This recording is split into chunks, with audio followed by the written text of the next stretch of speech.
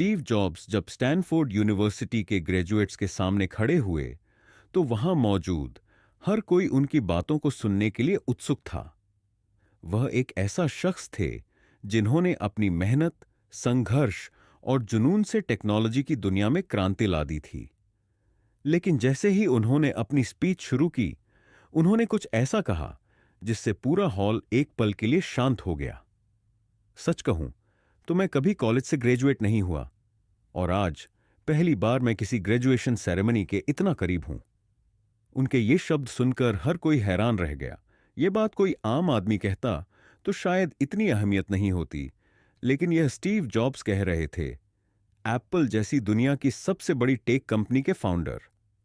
उनके चेहरे पर एक हल्की मुस्कान थी और फिर उन्होंने कहा, आज मैं आपको अपनी जिंदगी की सिर्फ 3 कहानियां सुनाने वाला हूं। बस 3 कहानियां। स्टीव ने अपनी पहली कहानी अपने कॉलेज ड्रॉप आउट होने से शुरू की।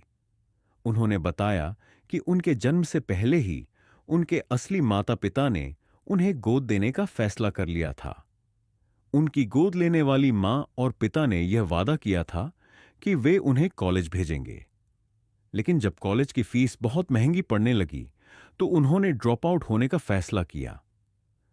उस समय मुझे लग रहा था कि मैंने बहुत बड़ी गलती कर दी, लेकिन आज जब मैं पीछे मुड़कर देखता हूं तो महसूस करता हूं कि यह मेरी जिंदगी के सबसे अच्छे फैसलों में से एक था।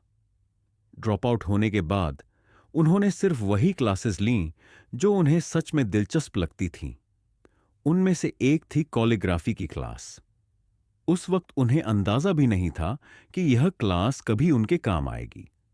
लेकिन कई सालों बाद जब उन्होंने पहला मैकिन्टोश कंप्यूटर डिजाइन किया तो उसमें जो सुंदर फ़ॉन्ट्स और टाइपोग्राफी थी, वह इसी क्लास की वजह से थी। उन्होंने कहा, अगर मैं वो क्लास नहीं लेता तो शायद मैक में इतने सुंदर फ़ॉन्ट्स कभी नहीं होते, और शायद पर्सनल कंप्यूटर की टाइपोग्राफी इतनी शानदार नहीं बनती। फिर उन्होंने हॉल में बैठे सभी स्टूडेंट्स की तरफ देखा और बोले, आप अभी भले ही अपनी जिंदगी के डॉट्स को न जोड़ पाएं, लेकिन जब आप पीछे मुड़कर देखेंगे तो ये डॉट्स एक साफ तस्वीर बनाएंगे। इसीलिए भरोसा रखिए और अपने दिल की सुनिए। अब उन्होंने अपनी दूसरी कहानी शुरू की, और यह कहानी थी उनके जीवन के सबसे बड़े झटके की, जब उन्हें एप्पल से निकाल दिया गया। सोचिए, जिस कंपनी को मैंने अपने घर के गैराज में शुरू किया था, उसी कंपनी से मुझे निकाल दिया गया। यह मेरी जिंदगी का सबसे बड़ा और सबसे दर्दनाक अनुभव था। जब एप्पल बहुत बड़ी कंपनी बन गई तो वहां के बोर्ड ऑफ डायरेक्टर्स ने उन्हें बाहर निकाल दिया। यह उनके लिए एक बहुत बड़ा झटका था। कुछ महीनों तक उन्हें समझ ही नहीं आया कि अब क्या करें। लेकिन फिर उन्होंने सोचा, अगर मैं अब भी वही करता हूं जिसे मैं सच में प्यार करता हूं, तो मैं फिर से खड़ा हो सकता हूं। इसके बाद उन्होंने नेक्स्ट और पिक्सार नाम की 2 कंपनियां शुरू कीं। पिक्सर ने कुछ साल बाद टॉय स्टोरी जैसी फिल्म बनाई, जो एनिमेशन की दुनिया में एक क्रांति थी। और फिर जब एप्पल ने नेक्स्ट को खरीद लिया तो वह एप्पल में वापस आ गए, और इस बार उन्होंने कंपनी को एक नई ऊंचाई तक पहुंचा दिया। उन्होंने एक गहरी सांस ली और कहा, कभी कभी जिंदगी हमें ऐसा झटका देती है जिससे हमें लगता है कि सब खत्म हो गया, लेकिन सच ये है कि वही झटका हमें कुछ नया और बेहतर करने के लिए तैयार करता है। अगर मुझे एप्पल से नहीं निकाला जाता तो शायद मैं इतना बड़ा रिस्क लेने की हिम्मत नहीं कर पाता। फिर उन्होंने हंसते हुए कहा, जिंदगी कभी कभी बहुत क्रूर लग सकती है, लेकिन आपको विश्वास रखना होगा कि यह आपको किसी बेहतर जगह ले जा रही है। तीसरी कहानी, मौत के साथ सामना। अब जॉब्स की आवाज थोड़ी धीमी हो गई। उन्होंने अपनी तीसरी और आखिरी कहानी शुरू की, उनकी बीमारी की कहानी। कुछ साल पहले मुझे एक दिन डॉक्टर ने बताया कि मुझे पैनक्रियाटिक कैंसर है। डॉक्टरों ने कहा कि मेरे पास ज्यादा समय नहीं है। यह सुनकर पूरे हॉल में सन्नाटा छा गया। पूरा दिन मैं इस सोच में डूबा रहा कि अब मैं कुछ ही महीनों में मर जाऊंगा। लेकिन फिर कुछ दिन बाद डॉक्टर ने बताया कि यह एक दुर्लभ प्रकार का कैंसर है जिसका इलाज हो सकता है। मेरी सर्जरी हुई और मैं बच गया।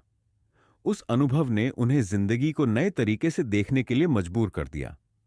हर सुबह मैं शीशे में देखता और खुद से पूछता, अगर आज मेरी जिंदगी का आखिरी दिन होता तो क्या मैं वही करता जो मैं करने जा रहा हूं?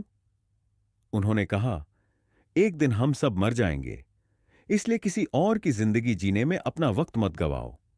दूसरों की राय के शोर में अपनी अंदर की आवाज को मत दबाओ। अपने आखिरी शब्दों में उन्होंने कहा, जब मैं छोटा था तो मैंने होल अर्थ कैटलॉग में एक लाइन पढ़ी थी, स्टे हंग्री, स्टे फूलिश। यह लाइन उन्हें इतनी पसंद आई कि उन्होंने इसे अपनी जिंदगी का मंत्र बना लिया। हमेशा भूखे रहो, नए आइडियाज के लिए, नई चीजें सीखने के लिए, और हमेशा मूर्ख बने रहो, यह मानकर कि अभी बहुत कुछ सीखना बाकी है। फिर उन्होंने एक हल्की मुस्कान दी और कहा, आज मैं आपको बस यही कहूंगा, स्टे हंग्री, स्टे फूलिश। पूरे हॉल में तालियों की गूंज थी। हर कोई खड़ा होकर तालियां बजा रहा था। उनकी बातें किसी किताब की तरह नहीं थीं, बल्कि खुद उनकी जिंदगी से निकली सच्चाई थीं। उनकी 3 कहानियां हमें एक ही चीज सिखाती हैं, अपने दिल की सुनो, अपनी राह खुद बनाओ, और जब तक सांस चल रही है तब तक सीखते और आगे बढ़ते रहो।